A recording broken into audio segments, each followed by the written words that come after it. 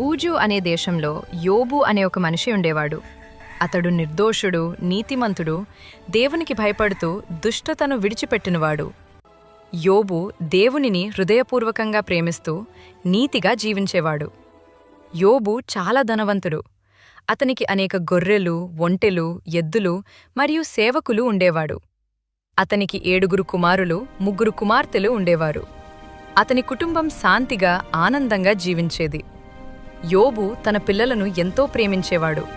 వారు విందులు చేసిన తరువాత ఎక్కడ వారు తెలియక పాపం చేసి ఉంటారో అని దేవునికి బలులు అర్పించేవాడు. ఇది యోబు దేవునిని ఎంత గౌరవించేవాడో చూపిస్తుంది. అన్ని విధాలా యోబు దేవుని ఆశీర్వాదాలతో నిండినవాడు. ఒకరోజు దేవుని ముందు దేవదూతలు హాజరయ్యారు. వాడితో పాటు సాతాను కూడా వచ్చాడు. దేవుడు సాతానును, "నీవు ఎక్కడి నుండి వస్తున్నావు?" అని అడిగాడు. సాతాను, "భూమిపై తిరుగుతూ వస్తున్నాను" అని సమాధానమిచ్చాడు. అప్పుడు దేవుడు సాతానుని, "నా సేవకుడైన యోబును గమనించావా?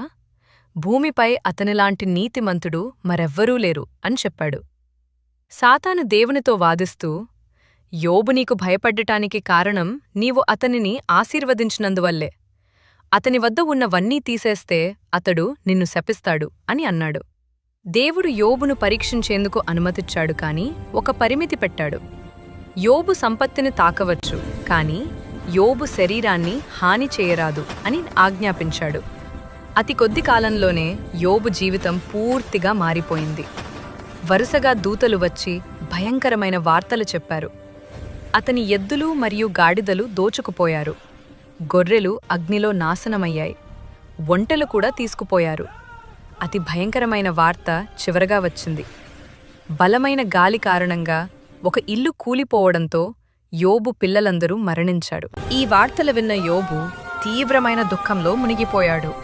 అతడు తన వస్త్రాలను చింపుకొని తల గుండు చేసుకుని నేలపై పడి దేవునిని ఆరాధించాడు. అతడు ఇలా అన్నాడు, "నగ్నుడిగా నేను తల్లి గర్భం నుండి వచ్చాను. నగ్నుడిగానే తిరిగి వెళ్తాను. ప్రభువు ఇచ్చాడు, ప్రభువు తీసుకున్నాడు. ప్రభువు నామము మహిమ పొందుగాక."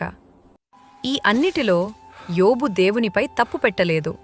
మరలా సాతాను దేవుని ఎదుటకు వచ్చి, "యోబు శరీరాన్ని తాకనందువల్లే నిన్ను శపించలేదు" అని అన్నాడు. దేవుడు యోబు శరీరాన్ని హాని చేయటానికి అనుమతిచ్చాడు, కాని అతని ప్రాణాన్ని తీసుకోకూడదని చెప్పాడు. సాతాను యోబు శరీరమంతా బాధాకరమైన పుండ్లతోలతో నింపాడు. యోబు బూడిదలో కూర్చొని పగిలిన పాత్రతో తన పుండ్లను గీయుకుంటూ ఉండేవాడు. యోబు భార్య అతన్ని చూసి, "దేవునిని శపించి చనిపో" అని చెప్పింది. కాని యోబు, "దేవుని నుండి మంచిని మాత్రమే స్వీకరించాలా, చెడును కూడా స్వీకరించకూడదా" అని సమాధానమిచ్చాడు. ఈ బాధలో కూడా యోబు పాపం చేయలేదు. యోబు 3 స్నేహితులు ఎలీఫాజు, బిల్దదు, సోఫరు అతన్ని ఓదార్చేందుకు వచ్చారు. అతన్ని చూసినప్పుడు వారు 7 రోజుల పాటు మౌనంగా అతని పక్కన కూర్చున్నారు. తరువాత యోబు తన జన్మదినాన్ని శపించాడు. అతని స్నేహితులు మాట్లాడుతూ బాధ ఎప్పుడూ పాపం వల్లే వస్తుందని నమ్మేవారు. అందువల్ల యోబు తప్పక పాపం చేసి ఉండాలని వారు ఆరోపించారు. యోబు తన నిర్దోషత్వాన్ని ప్రకటిస్తూ దేవునిని ప్రశ్నించాడు. అతను బాధలో ఉన్నప్పటికీ దేవునితో మాట్లాడుతూనే ఉండాడు. తరువాత ఎలీహు అనే యువకుడు మాట్లాడాడు. అతడు యోబు తనను తానే నీతిమంతుడిగా చూపించడంపై కోపం వ్యక్తం చేశాడు. దేవుడు ఎప్పటికీ నీతిమంతుడే అని, మనుషులు దేవునితో సమానంగా నిలబడలేరని ఎలీహు వివరించాడు. చివరికి దేవుడు తుఫాను నుండి యోబుతో మాట్లాడాడు. దేవుడు ప్రశ్నలతో యోబుకు సమాధానమిచ్చాడు.